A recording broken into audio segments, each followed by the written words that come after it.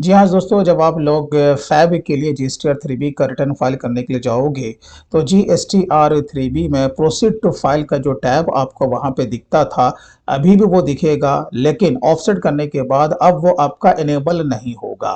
तो इसके लिए एक एडवाइजरी भी आ चुका है। तो अब ये जो प्रॉब्लम है, इसका सॉल्यूशन कैसे होगा, आज के इस वीडियो में हम लोग कवर करेंगे।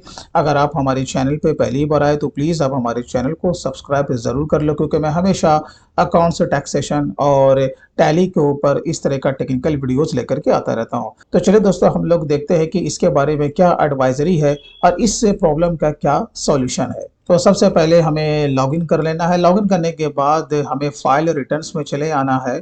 चलिए यहाँ पर मैं सर्च करता हूँ और यहाँ पे हमारे ये जीएसटीआर 3बी का रिटर्न ऑलरेडी फाइल है, लेकिन आप तो फैब के लिए फाइल तो करोगे ना।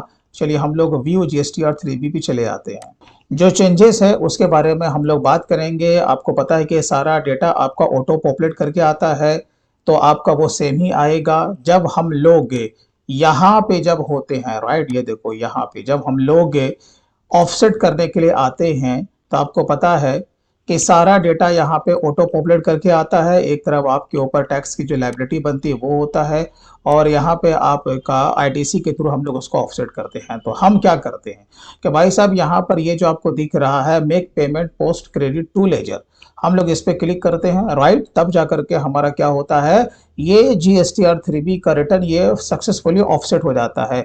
और अगर आपके ऊपर एडजस्टमेंट करने के बाद टैक्स के लायबिलिटी कुछ बनती है, तो हम क्या करते हैं, चालान को क्रिएट करते हैं, राइट। तब जा करके जब पेमेंट हो जाता है, उसके बाद ये जो आप देख रहे हो ना, प्रोसीड टू फाइल आपका हाईलाइट होता है, जो कि अभी हमारा क्या है, डिसेबल है ना, क्योंकि मैं आपको पुराना रिटर्न दिखा रहा हूं। लेकिन अब जब आप फैब के लिए रिटर्न फाइल करोगे ना, तो ये आपका डिसेबल ही रहेगा ऑफसेट करने के बाद भी। बस यहाँ पे आप लोगों को टेंशन हो रहा है, इसके लिए आपको क्या करना, आपको टेंशन नहीं लेना। बस ये जो आप देख रहे हो ना, टैक्स लायबिलिटी ब्रेकअप, अब आपको यहाँ पे आना मैंडेटरी हो जाएगा। तब जा करके आपका प्रोसीड टू फाइल आपका इनेबल होगा।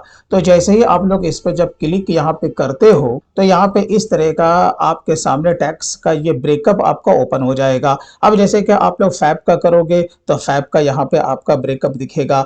अब अगर आपको इससे पहले का प्रीवियस का कोई टैक्स का लायबिलिटी अगर आपको ऐड करना है, राइट, तो आप प्लस पे यहाँ पे आप ऐड भी कर सकते हैं। बस आपको यहाँ पे सेव करना मैंडेटरी है, यानी कि यहाँ पे सबको अब आना कंपलसरी है, और यही आपका एडवाइजरी भी बोलता है। तो जब आप लोग यहाँ पर ब्रेकअप में आने के बाद जब इसे सेव कर लोगे, तो जिस तरीके से पहले आप लोग जीएसटीआर 3बी का रिटर्न फाइल कर रहे हैं, तो वो सेम ही करना है। बस आपको इसमें टेंशन नहीं लेना है। तो हम लोग बात कर लेते हैं एडवाइजरी की। तो यहाँ पर देखो, ये आपका एडवाइजरी है। जब आप इसको डिटेल में पढ़ोगे तो इसका जो सारांश यही निकल के आता है। तो बेसिकली ये जो एडवाइजरी इसी के बारे में बात करता है, जो कि मैंने आपको प्रैक्टिकल वहां पे करके दिखाया। और दोस्तों, इसी तरीके से अगर और भी डिटेल में आप टैली अकाउंट्स और टैक्सेशन में हर तरह का काम सीखना चाहते हैं, तो आप हमारे tally and taxation mastery course में भी इनरोल कर सकते हैं। इसके लिए हमारे ऑफिशियल वेबसाइट theaccounts.in को आप विजिट कर सकते हैं। तो यहाँ पर आपका मल्टीपल कोर्स अवेलेबल है, जिसमें कि सबसे ज्यादा डिमांडेड हमारा all in one combo course है। तो अगर आप इंटरेस्टेड हैं और इस फील्ड में अपने फ्यूचर को बनाना चाहते हैं, तो आप हमारे tally and taxation mastery course में भी इनरोल कर सकते हैं। मैं अपने वेबसाइट के लिंक वीडियो के डिस्क्रिप्शन में दे दूंगा। तो चलिए दोस्तों, मैं फिर मिलता हूँ किसी दिन किसी और नए दूसरे टॉपिक के साथ। तब तक take care and bye bye.